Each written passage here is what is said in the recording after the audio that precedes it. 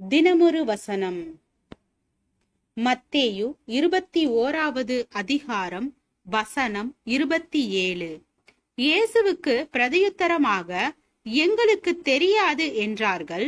அப்பொழுது அவர், நானும் இன்ன அதிகாரத்தினால் இவைகளை செய்கிறேன் என்று உங்களுக்கு சொல்லேன் என்றார்.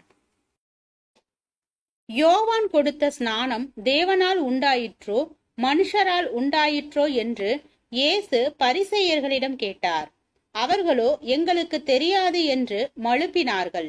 அவர் கேட்ட கேள்விக்கு சரியாக பதிலளிக்க அவர்களால் முடியும். ஆனால் தாங்கள் உள்ளுக்குள் நம்பும் உண்மையை வெளிப்படையான பதிலாக கொடுத்தால் அதனால் தங்களுக்கு பாதிப்பு வரும் என்று எண்ணினார்கள். எனவே அவர்கள் சரியான பதிலேதும் தரவில்லை.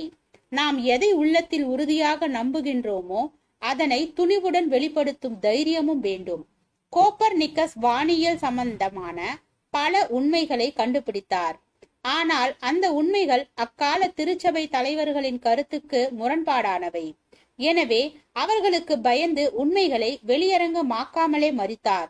ஆனால் அவர் கண்டுபிடித்த உண்மைகள் இன்று மிகவும் சரியானவை என்று விஞ்ஞானிகளால் நிரூபிக்கப்பட்டுள்ளன. ஆயினும் உண்மையை துணிந்து பேசி மேன்மை மிக்க மனிதராக நிற்கும் வாய்ப்பை கோப்பர்நிக்கஸ் இழந்து போனார். அநேகர் எது சரி எது தவறு என்ற சரியான அறிவை தங்களுக்குள் கொண்டிருக்கின்றனர்.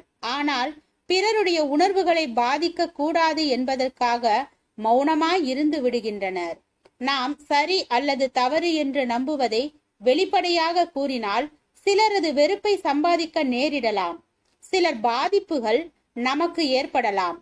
ஆனால் சுயநலத்திற்காக அறிந்த உண்மையை மறைத்து கொண்டு மௌனமாய் வாழ்வது தேவனுக்கு நாம் உகந்தவர்கள் அல்ல என்பதன் அடையாளமாகும். தேவ பண்டிதர் வில்லியம் பர்க்லே கூறுவது போல, உண்மையை ஒருவர் அறிந்திருந்தால் வானமே இடிந்து விழுந்தால் கூட அதனை மறைக்காமல் அறிக்கையிடும் கடமை அவருக்கு உண்டு.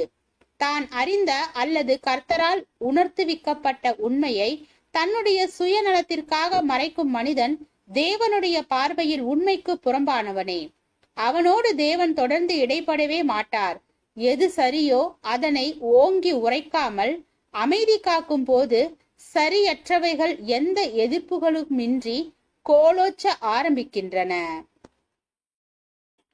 ஜெபம். தேவனுக்கு ஸ்தோத்திரம். தேவனே, நாங்கள் எங்களுடைய வாழ்க்கையில் எங்களுக்கு தெரிந்த உண்மையை தைரியமாக பிறரிடம் எடுத்து கூறும் மனிதனாக வாழ கிருபை பாராட்டும்.